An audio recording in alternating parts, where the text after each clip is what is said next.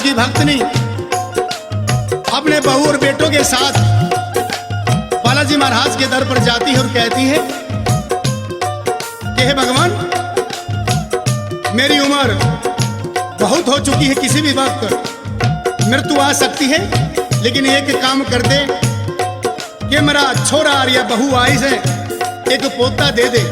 और किस तरह से बेटे की मांग करती भजन के माध्यम से रख रहा हूं। कैसे?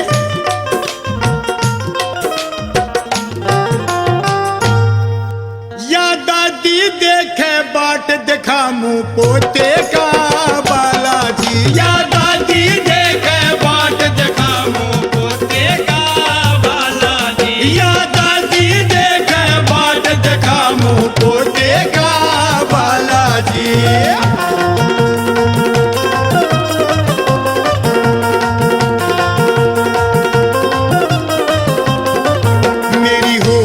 उम्र बडेरी हो रोए जा, मेरी होली उम्र बडेरी हो रोए जा, मेरी होली उम्र बडेरी हो रोए जा, मेरी होली उम्र बडेरी हो रोए जा। कद दया होवेगी तेरी हो रोए जा, कद दया होवेगी तेरी हो रोए जा। या कौन सी लागी आट जखा मुंह पोते का बालाजी, या कौन सी लागी आट जखा मुंह पोते का बालाजी, या दादी देखे बाट जखा मुंह पोते का बालाजी।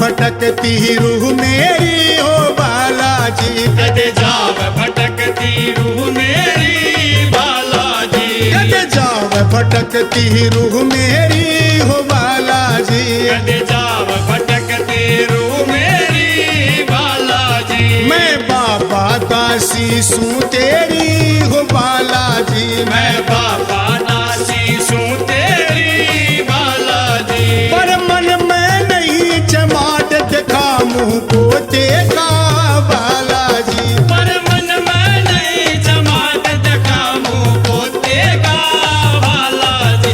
या दादी देखे बाट दिखा मुंह पोते का बालाजी। बोलिए बालाजी महाराज की।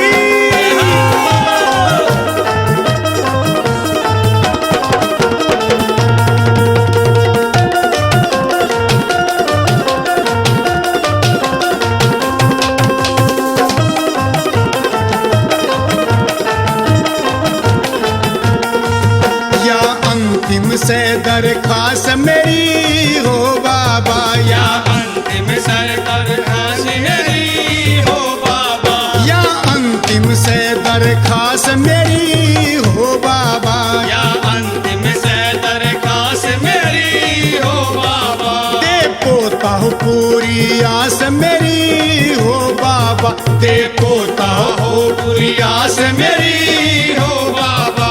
जीजा से सो घाट दिखा मुंह पोते का हो बाबा, जीजा से सो घाट दिखा मुंह पोते का हो बाबा।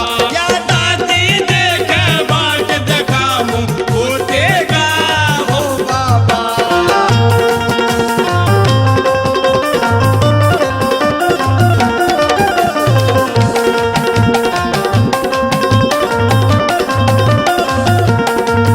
सतपाल भी तेरा पुजारी से हो बाबा, सतपाल भी तेरा पुजारी से हो बाबा। अशोक भी तेरा पुजारी से हो बाबा, अशोक भी तेरा पुजारी से हो बाबा। मेरी एक समझ में यारी से हो हो बाबा मेरे मेरी एक समझ में आ रही है